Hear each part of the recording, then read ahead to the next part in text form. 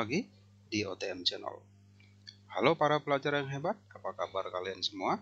Semoga selalu tetap sehat dan tetap bersemangat ya dalam mengikuti pembelajaran meski secara online. Baik, di pertemuan kita kali ini kita akan coba membahas bagaimana proses gametogenesis pada manusia. Nanti meliputi spermatogenesis dan oogenesis. Nah, bagaimana detailnya masing-masing? Mari kita bahas bersama. Nah, gametogenesis itu adalah proses pembentukan gamet yang terjadi pada manusia ya. Meliputi dua hal, yaitu spermatogenesis kemudian oogenesis. Spermatogenesis adalah proses pembentukan sperma. Nah, ini nanti terjadi di tubuh pria, tepatnya pada tubulis seminiferi, pada testis ya.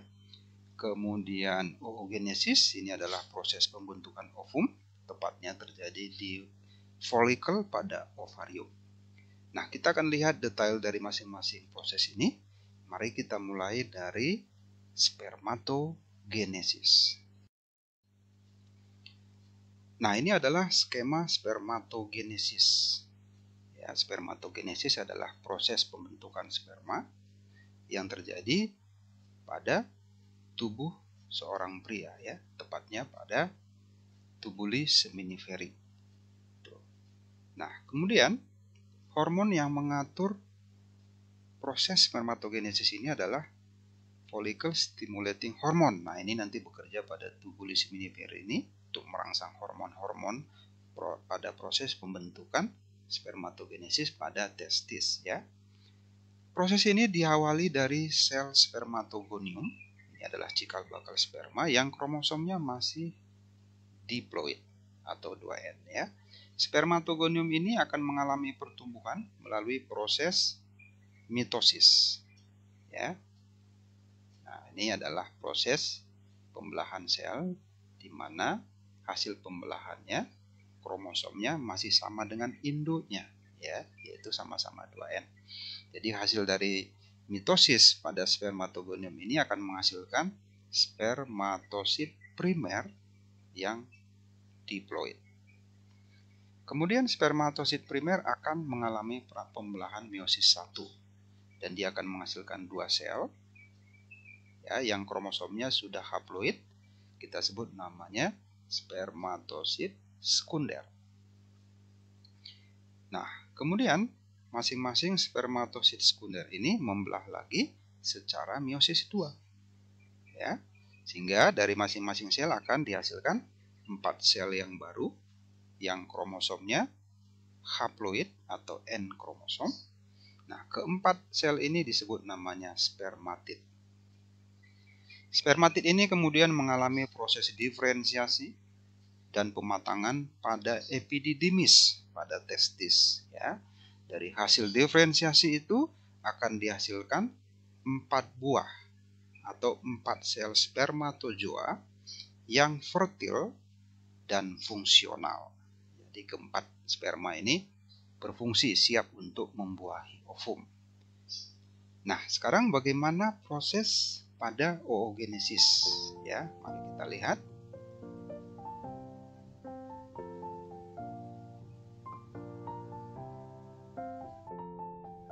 Oke, kita sekarang lihat bagaimana proses yang terjadi pada oogenesis atau proses pembentukan ovum ya. Ini tepatnya terjadi pada folikel pada ovarium ya. Hormon yang mengatur adalah FSH, follicle stimulating hormone. Nah, awal dari proses oogenesis ini, dari skema ini kita bisa lihat di sini ada sel primordial yang akan mengalami pembelahan secara mitosis ya. Kemudian akan terbentuk oogonium. Ini adalah cikal bakal ovum yang kromosomnya ini masih 2N atau diploid. Ya. Nah, kemudian oogonium ini akan melakukan pembelahan secara mitosis. Ya, di sini pembelahannya adalah secara mitosis, yaitu pembelahan sel yang menghasilkan kromosom sel anaknya itu sama dengan induknya, yaitu sama-sama 2N ya. Itu sebabnya dari hasil mitosis oogonium ini dihasilkanlah sel oosit primer yang kromosomnya bersifat diploid atau 2N. Nah, kemudian di sini akan terjadi pembelahan meiosis secara asimetris ya. Kenapa dia asimetris? Karena ada sel-sel yang mengalami degenerasi. Ya, ini adalah pembelahan meiosis, di mana pembelahan meiosis ini akan selalu menghasilkan kromosom sel anak separuh dari induk. Ya. Nah, hasil meiosis dari oosit primer itu akan menghasilkan satu oosit sekunder. Yang ini ya, ini adalah oosit sekunder yang kromosomnya sudah N atau haploid ya, atau separuh dari kromosom sel induk. Satu lagi itu adalah badan polar, itu badan kutub, dan ini bersifat infertil ya, ini tidak fungsional. Kemudian akan masuk ke meiosis yang kedua ya, ini tadi meiosis yang pertama, masuk ke meiosis yang kedua. Pada tahapan ini masing-masing oosit sekunder dan badan polar ini akan membelah ya. Oosit sekunder kemudian menghasilkan satu sel yang ukurannya besar, itu kita sebut namanya ovum ya. Satu lagi yang kecil, ini adalah badan polar 2. Kemudian hasil dari badan polar 1 menghasilkan dua sel yang kecil juga ya. Jadi ketiga sel ini itu ukurannya kecil, sering disebut namanya sel polosit ya. Sel polosit ini adalah sel yang infertil atau tidak berfungsi, tetapi kromosomnya sama ya, sama-sama bersifat haploid. Jadi ini empat-empatnya dia tetap menghasilkan 4 sel, tapi 3 sel yang polosit dan 1 ovum ya, 1 ovum yang fungsional. Jadi kita bisa lihat bahwa dari satu proses oogenesis itu akan menghasilkan 4 buah sel, 3 sel yang polosit yang tidak berfungsi, dan 1 ootit yang nantinya berkembang menjadi ovum yang fungsional. Nah, itu dia skemanya. Sekarang coba kita lihat apa perbandingan atau perbedaan dari kedua proses ini.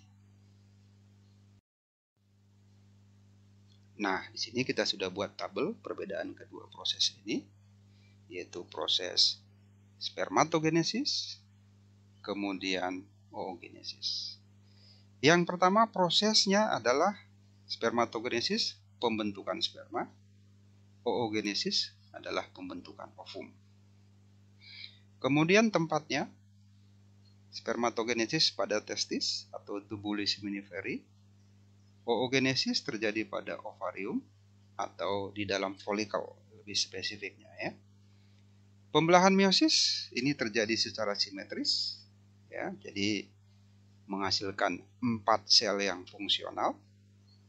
Oogenesis terjadi meiosis yang asimetris, di mana 3 sel mengalami polosit dan 1 ovum yang fungsional.